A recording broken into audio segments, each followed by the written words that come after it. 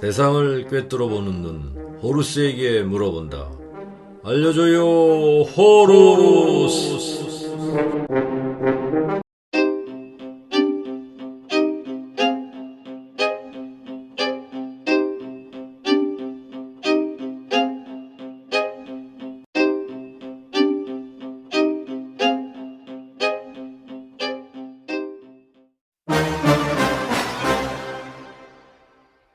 호루스의 눈이시여. 시장에는 자율주행용 센서로 카메라, 라이더가 대세라고 하는데 아직도 소리가 중하다니 이해가 안 됩니다. 2020년까지 5단계 자율주행차를 개발하겠다고 장담하는 이들이 많았었지. 벌써 2022년이야. 테슬라는 이제 2단계의 심화형인 FSD 기능을 판매하고 있고, 애플은 2025년에나 전기차를 만들 거라는데 라이다만 있으면 문제가 해결될까? 자율주행의 캐즘을 넘으려면 우선 사람이 바뀌어야 해. 테슬라는 내연기관에 대한 추억이 없었기에 전기 배터리와 자율주행을 목표로 자동차를 개발할 수 있었습니다. 하지만 벤츠, 포드 같은 자동차 강자들은 과거의 성취를 잊을 수 없습니다. 성공이 크면 클수록 미련이 많은 법입니다. 도요타가 그 예입니다. 도요타는 하이브리드의 선구자입니다. 내연기관인 엔진과 보조동력원인 배터리를 함께 사용하는 하이브리드가 찰떡궁합이라고 생각했습니다. 전기 배터리로만 구동되는 자동차는 상상하지 못할 미래였습니다. 하지만 하이브리드 사랑이 크다 보니 현대가 2021년에 아이오닉5 전기차를 출시할 때도 토요타는 계획만 세우고 있었습니다. 자율주행 5단계에 이르면 자동차 판매 대수가 확 줄어들고 자동차 사고에 대한 메이커의 책임이 커집니다.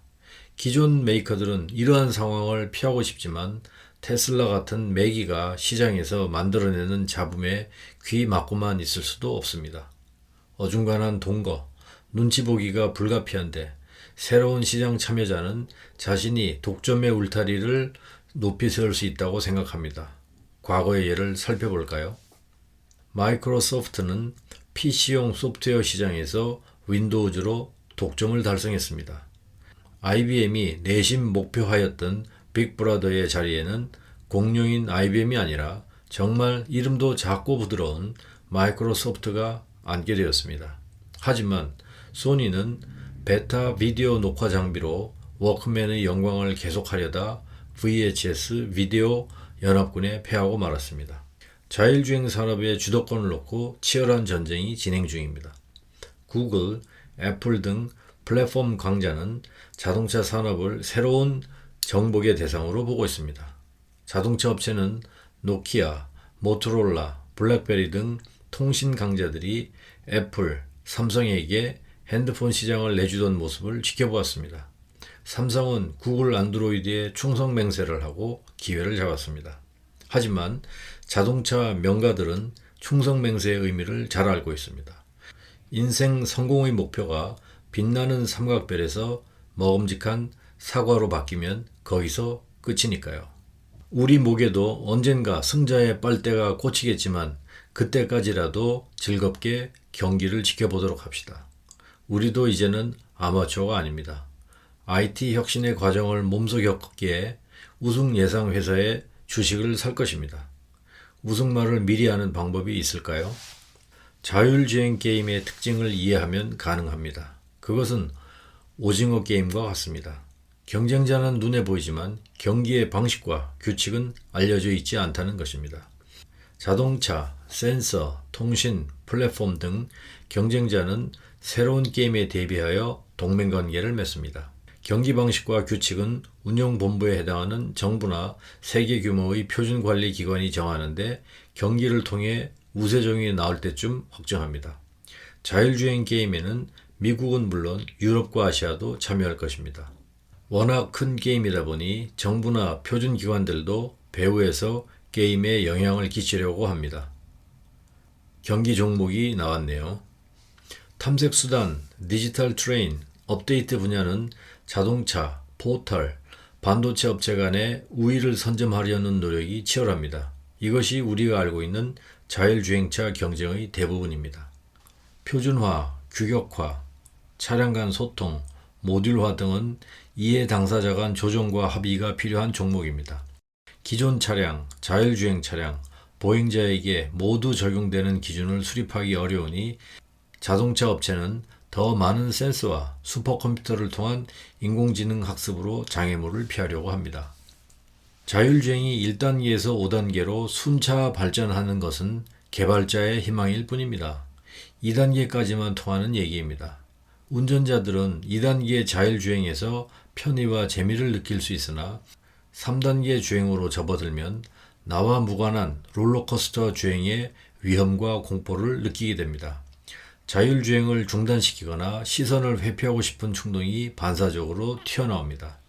과격한 운전사 때문에 페달도 없는 조수석 바닥에다 힘을 쏟고 손에 땀을 쥔 채 실려간 경험이 있으시죠?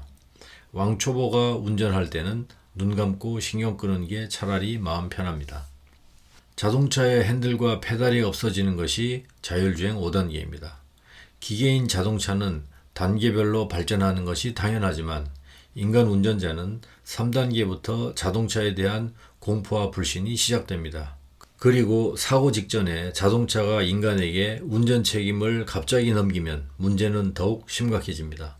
자동차가 인간 운전자의 개입을 요청하였는데 이에 대응하지 못하면 사고 책임을 인간이 져야 하니까요. 도로 위를 움직이는 물체의 정보를 카메라, 레이더, 라이더 등 시각 센서를 통해 인지하는 방식은 5단계 자율주행 진입을 어렵게 합니다. 태양계를 벗어나 심우주로 독자 비행하는 보이저 우주선이라면 장애물을 스스로 탐지하면서 비행해야 합니다. 지구로부터 조종 명령이 오기 전에 장애물에 충돌할 수 있으니까요. 하지만 지구의 주행 환경은 지도 정보를 통해 환히 알아낼 수 있습니다. 전투기는 영국 내에서 비행할 때 우군기를 알아보기 위해 레이더를 사용하지 않습니다. 우군기끼리는 자신의 존재를 서로 알려줍니다. 이때는 IFF라는 무선 송수신 장비를 사용합니다. 전투기의 레이더는 상대방을 식별할 수 없을 때 또는 적을 공격할 때 사용합니다. 자율주행차가 시각 센서를 통해 인지해야 하는 운전 정보를 차량이 상호간 송수신하도록 규정하고 기계 소통이 가능하도록 정보를 표준화하면 훨씬 쉽고 빠른 시간 안에 5단계 자율주행 환경을 구축할 수 있습니다. 이것을 V2X, Vehicle to Everything이라고 합니다. 도로에 운행 중인 모든 차량이 운행 정보를 공유하는 방법은 레이더를 통해 상대를 인지하는 것보다 쉽습니다.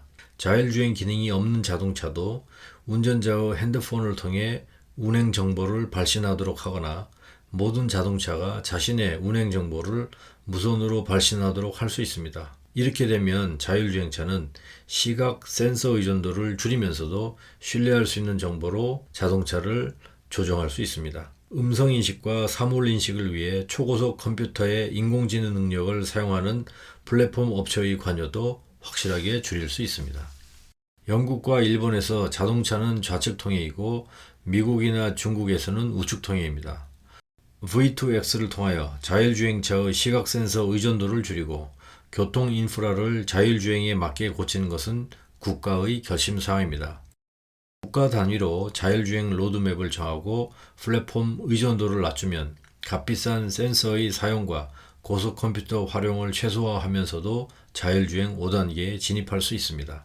한국도 한반도에 적용하는 자율주행 기준을 만들고 5단계에 미리 진입한다면 진정한 자율주행의 가치를 누릴 수 있습니다. 이것이 IT 혁신의 위너 테이크스 올과 다른 자율주행의 특성입니다. 3, 4, 5단계의 점진적 발전을 기계는 견딜 수 있지만 인간은 무서워서 계속 차에 앉아 있을 수 없습니다. 2단계를 완성하였으면 바로 5단계로 넘어가는 방법을 찾아야 합니다. 이것이 호루스의 눈이 바라보는 자율주행의 미래입니다.